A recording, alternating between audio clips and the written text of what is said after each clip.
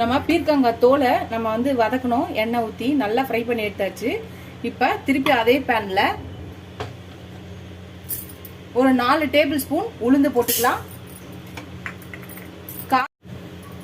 Friends, பீர்க்கங்காய் தோலை நம்ம ஃப்ரை பண்ணி எடுத்தாச்சு. இப்போ அதே பேன்லேயே ஒரு 4 டேபிள் ஸ்பூன் உளுந்து போட்டிருக்கோம்.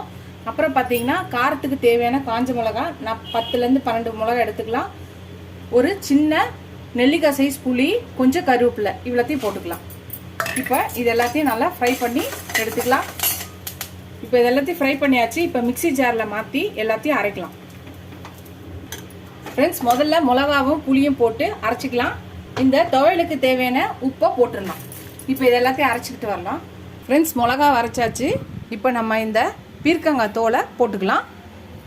இப்போ ஃப்ரெண்ட்ஸ், நம்ம வந்து பீர்க்கங்காய் தோலை போட்டு அரைச்சாச்சு. இப்போ அந்த உளுந்து கருவேப்பிலை இருக்குது, அதையும் போட்டு நல்லா இது நல்லா நைஸாக அரைச்சோன்னே கொஞ்சம் தண்ணி ஊற்றி அரைச்சிக்கலாம்.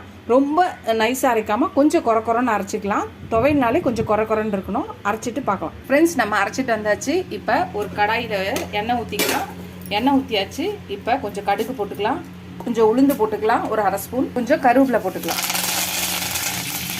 கடுகு வெடிச்சாச்சு. இப்போ அரைச்சி வச்சதை போட்டுக்கலாம் துவையில. ஃப்ரெண்ட்ஸ், எல்லாத்தையும் போட்டாச்சு. இப்போ நல்லா கலக்கி கொஞ்சம் ஸ்லோ ஃப்ளேமில் வைப்போம். நல்லா அது கொதித்து எண்ணெய் பிரிஞ்சு வரும். அந்த டைமுக்கு நம்ம எடுத்து வச்சிடலாம். இது ரொம்ப ஹெல்த்தியானது. இந்த சுரைக்காய், பீர்க்கங்காய், இந்த நீர் சத்துள்ள காயெல்லாம் நம்ம நல்லா எடுத்துக்கலாம். நீங்கள் வெயிட் லாஸ் பண்ணணும்னு நினைக்கிறவங்க இந்த காயெல்லாம் எடுத்துக்கிட்டிங்கன்னா நம்மளுக்கு வெயிட் லாஸ் பண்ண ஹெல்ப் பண்ணும். ஹெல்த்தியானது தான் இது. ஸோ அதனால் நீங்கள் ட்ரை பண்ணி பாருங்கள். தோலெல்லாம் வேஸ்ட் பண்ணாமல் தூக்கி போடாமல் இந்த மாதிரி துவையல் அரைச்சி வச்சிட்டிங்கன்னா ஒரு 2-3 நாளைக்கு அது நல்லாயிருக்கும். நம்ம ஃப்ரிட்ஜில் வச்சு ஸ்டோர் பண்ணி வச்சுட்டு நம்ம சாப்பிட்லாம். நீங்கள் ஃப்ரிட்ஜில் வச்சுருந்து நீங்கள் நிறைய அரைச்சி வச்சுட்டா கூட அது 1 வீக் கூட நல்லாயிருக்கும். நல்லா எண்ணெய் ஊற்றி கொதிக்க வச்சு நம்ம ஃப்ரிட்ஜில் வச்சுட்டோன்னா 1 வீக் வரையும் இந்த துவையல் நல்லாயிருக்கும். நீங்களும் ட்ரை பண்ணி பாருங்கள்.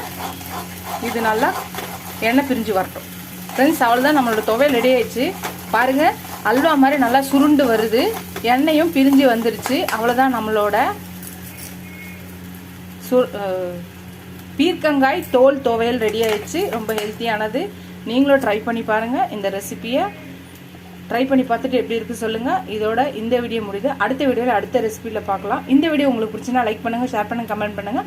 ஃபஸ்ட் டைம் என் சேனலை பார்க்கணும்னா சப்ஸ்கிரைப் பண்ணிட்டு பாருங்கள். ஃபுல் வீடியோ பாருங்கள். உங்கள் ஃப்ரெண்ட்ஸ்க்கு இந்த சேனலை ஷேர் பண்ணி சப்ஸ்கிரைப் பண்ண சொல்லுங்கள். Keep supporting my channel, keep வாட்சிங் மை ஃபுல் வீடியோஸ். ஃப்ரெண்ட்ஸ், நீங்கள் எவ்வளோக்கு எனக்கு சப்ஸ்கிரைப் பண்ணி லைக் பண்ணி கமெண்ட் பண்ணுங்களோ அவ்வளோக்கு எனக்கு என்கரேஜிங்காக இருக்கும், ஹெல்ப்ஃபுல்லாக இருக்கும். புது ரெசிபிஸ் போட எனக்கு ரொம்ப ஹெல்ப்ஃபுல்லாக இருக்கும். ஃப்ரெண்ட்ஸ், நீங்கள் எல்லோரும் எனக்கும் என் சேனலுக்கு சப்போர்ட் பண்ணுன்னு நினைக்கிறேன். ஃபஸ்ட் டைம் என் சேனலை பார்க்கணும் சப்ஸ்கிரைப் பண்ணிட்டு பாருங்கள். ஃப்ரெண்ட்ஸ், இதுவரை சப்ஸ்கிரைப் பண்ண எல்லா ஃப்ரெண்ட்ஸ்க்கும் ரொம்ப தேங்க்ஸ். சப்ஸ்கிரைப் பண்ணாத பார்க்குற எல்லா ஃப்ரெண்ட்ஸும் கொஞ்சம் எனக்காக சப்ஸ்கிரைப் பண்ணிட்டு பாருங்கள். இதோட அடுத்த வீடியோவில் பார்க்கலாம். Tata, bye bye friends.